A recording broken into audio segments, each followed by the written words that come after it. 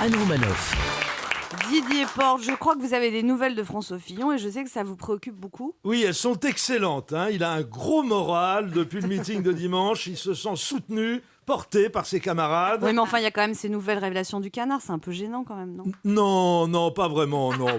Bon, d'accord, finalement, ce n'est pas 500 000, mais 800 000 euros que Pénélope aurait touché comme attachée parlementaire en zone rurale, puisque son mari avait oublié de signaler qu'elle avait travaillé pour lui entre 88 et 90. Si on rajoute les 100 000 euros de la revue des Deux Mondes, plus les 85 000 pour ses 2 enfants avocats qui ne l'étaient pas encore, on frôle le million. Ce qui voit l'ancien Premier ministre un nouveau surnom. Oui, franchement, oui, effectivement, dans la Sarthe, maintenant, il l'appelle François Million. Non, c'est pas drôle. Enfin bon, tout ça n'a aucune espèce d'importance, c'est une boule puante, on l'a dit, un complot fomenté par le cabinet noir de l'Élysée, qui est composé, comme vous le savez, de types très forts, supérieurement intelligents, machiavéliques, je pense notamment à Stéphane Le Foll, Jean-Marie Le Guen, François Rebsamen, Harlem Désir, enfin, que des très grosses pointures, des cadors. Non, alors que François Fillon, lui, est tout le contraire, c'est un honnête homme, comme l'a dit dans une interview le chanteur Renaud. Et Dieu sait que Renaud est un garçon doté d'un jugement très sûr, avec toujours beaucoup de lucidité. Certes, de temps en temps, en voulant embrasser un garde républicain, il embrasse son cheval, mais bon. Non, tout ça, c'est corne-cul, pétaudière et compagnie, comme disent les jeunes. Ah bon, on dit corne-cul, Oui, nous.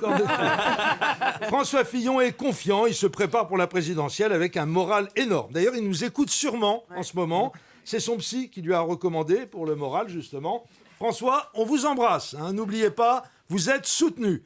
Et tiens, justement, je ne lui ai pas encore raconté.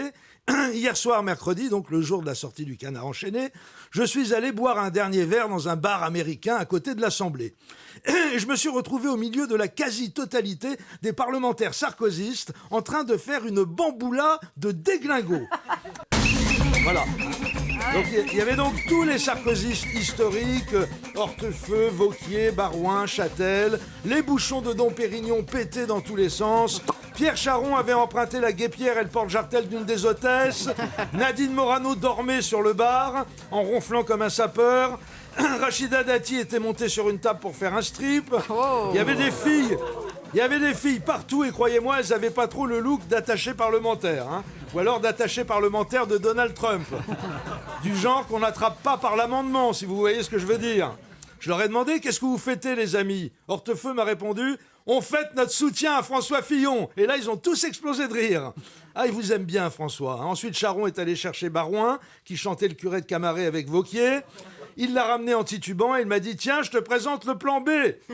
Une fois de plus, tout le monde a rigolé. Là-dessus, ils ont collé une hôtesse à chaque bras du petit Barouin et l'ont envoyé dans les étages avec Charon qui éructait « On encourage le plan B, car avant de remplir les urnes, il faut toujours se vider les... » Malheureusement, je n'ai pas entendu la fin de sa phrase à cause d'un ronflement de Nadine Morano un peu plus violent que les autres. En tout cas, c'était vachement sympa comme ambiance. François, si vous m'entendez, j'imagine que vous devez être super regonflé. C'est bon de se sentir soutenu. Allez, courage. Et rendez-vous jeudi prochain. Ah ben non, je serai pas là jeudi prochain. Je pars au ski à Megève. C'est pas grave. Je liais le Canard enchaîné en pensant à vous. Avec un soutien pareil, je pense que ça va aller beaucoup mieux pour vous. Europe 1, ça pique, mais c'est bon.